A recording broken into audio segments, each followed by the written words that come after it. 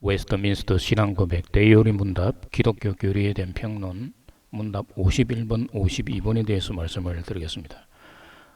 질문 51번은 그리스도의 높아지심은 어떠한가? 여기에 대한 답은 그리스도의 높아지심은 그의 부활, 승천, 성부의 우편에 앉으신가 세상을 심판하기 위해 다시 오심을 포함한다. 이렇게 말씀을 하고 있습니다. 빌보스 2장 9절에서 11절을 보면 이름으로 하나님이 그를 지극히 높여 모든 이름 위에 뛰어난 이름을 주사 하늘에 있는 자들과 땅에 있는 자들과 땅의 아래에 있는 자들로 모든 무릎을 예수의 이름에 꿇게 하시고 모든 입으로 예수 그리스도를 주라 시인하여 하나님 아버지께 영광을 돌리게 하셨느니라.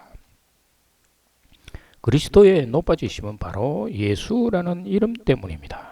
마태복음 1장 21절에서 아들 낳으리니 이름을 예수라 하라. 이는 그가 자기 백성을 그들의 죄에서 구원할 자심이시니라 하시니라. 그래서 예수님은 십자가에서 세상의 모든 사람들의 죄를 대속하기 위해 죽으셨던 것입니다. 마태복음 1장 23절에서도 보면 보라 처녀가 잉태하여 아들을 낳을 것이요 그의 이름은 임마누엘이라 하리라 하셨으니 이를 번역한즉 하나님이 우리와 함께 계시다 함이라. 예수는 부활 승천하셔서 하나님 우편에 앉으신 것입니다. 그리스도는 예수를 하나님의 아들로 받아들이는 자에게 구원자라는 의미가 되는 것입니다. 그래서 이들을 그리스도인이라고 부릅니다. 그리스도인. 성도들은 하나님 우편에 계신 예수를 높이며 찬양하며 구원의 주라고 부르며 하나님께 영광을 돌리는 것입니다. 질문 52문을 보면은 그리스도께서 그의 부활에서 어떻게 높아지셨는가? 라는 질문의 답은 그리스도께서 그의 부활에서 높아지심은 그가 사망에게 매여 있을 수 없어 사망 중에 썩음을 보지 않으신 것과 고난받으신 바로 그 몸이 본질적 특성을 그대로 가지고 사망성과 기타 현세에 속하는 공통적 연약성이 없이 그 영혼과 실제로 연합되어 그의 권능으로 사흘 만에 죽은 자 가운데서 다시 살아나심을 말한다.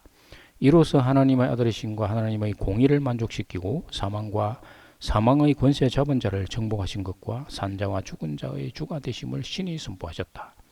그가 공적 인물로서 자기 교회의 머리로서 하신 모든 것은 믿는 자들을 칭의하시고 은혜로 새 생명을 주시고 원수들에 대항하여 이기게 하시고 마지막 날에 그들을 죽은 자 가운데서 다시 살리실 것을 그들에게 확신시키기 위한 것이었다라고 답을 만들고 있습니다.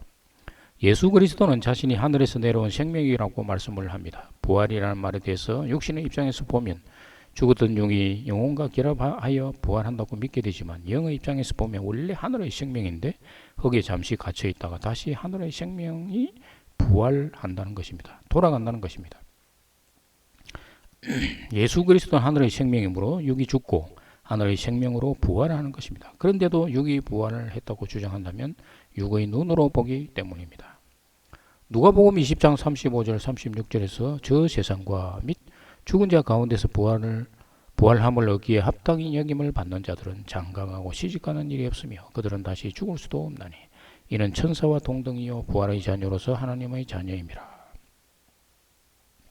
그리고 마태복음 22장 30절에서 부활 때에는 장가도 아니가고 시집도 아니가고 하늘에 있는 천사들과 같으니라 라고 말을 합니다. 천사는 영입니다. 그래서 부활은 죽었던 영이 생명의 영으로 돌아간다는 말입니다. 예수님이 죽었던 사람들을 다시 살리는 장면이 나오는데 예수님이 나사로와 나인성 가부의 아들 회당장 야이로의 딸을 살렸던 것입니다. 만일 부활이 죽었던 자가 다시 살아나는 것 같으면 이들은 다시 살아났으므로 영원히 죽지 않는 몸으로 되어야만 하는 것입니다. 그러나 그들은 부활의 몸이 아니라는 말입니다. 왜냐하면 예수님은 부활의 첫 열매라고 분명히 말했던 것입니다.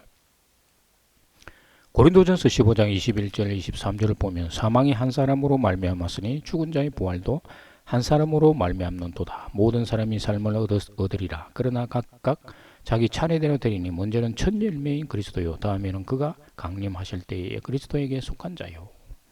그러므로 예수님이 부활하기 전에는 부활한 자가 없었다는 말입니다. 요한복음 3장 13절에서 하늘에서 내려온 자 곧 인자 외에는 하늘에 올라간 자가 없느니라 라고 말합니다.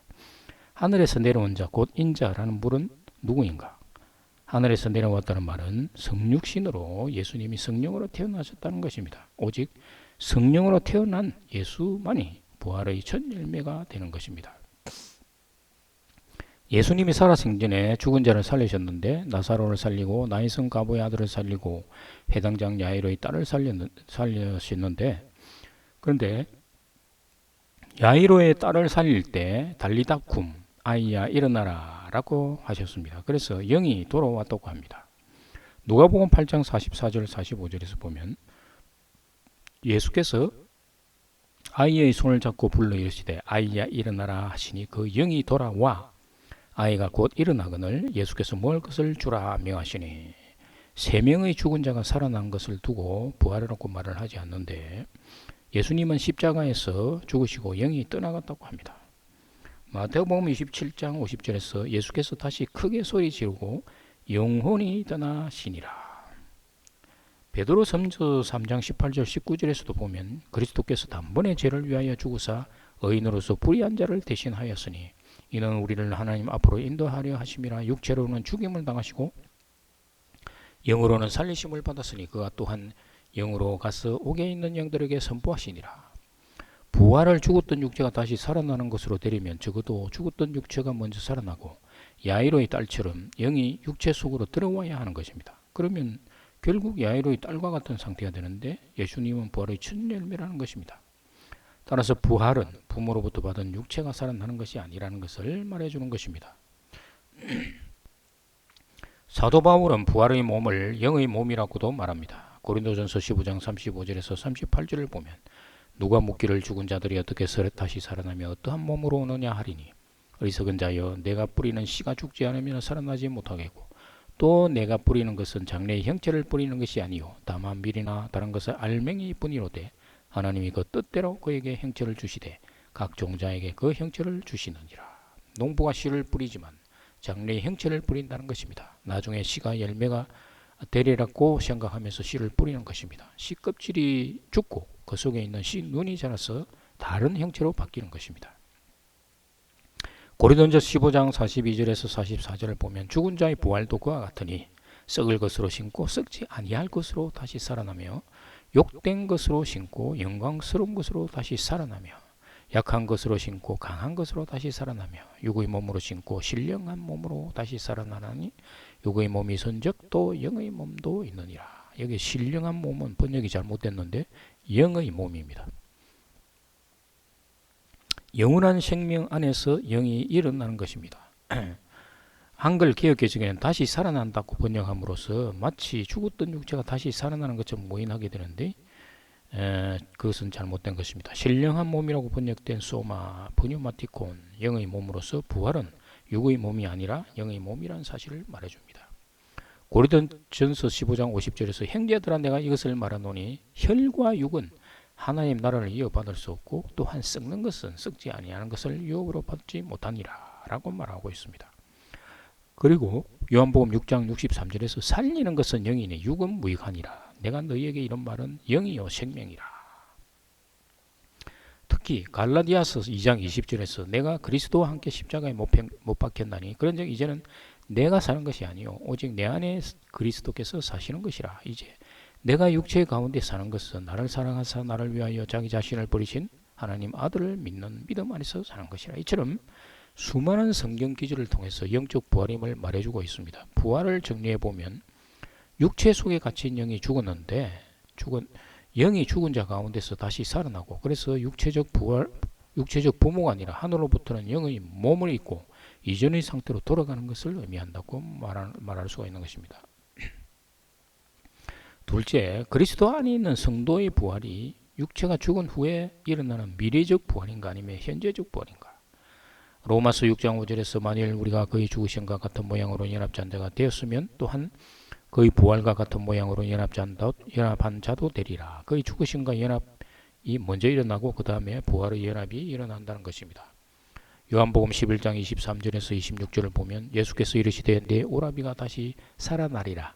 말하다가 이르되 마지막 날 부활 때는 다시 살아날 줄을 내가 아나이다. 예수께서 이르시되 나는 부활이요 생명이니 나를 믿는 자는 죽어도 살겠고 무릇 살아서 나를 믿는 자는 영원히 죽지 아니하리니 이것을 내가 믿느냐.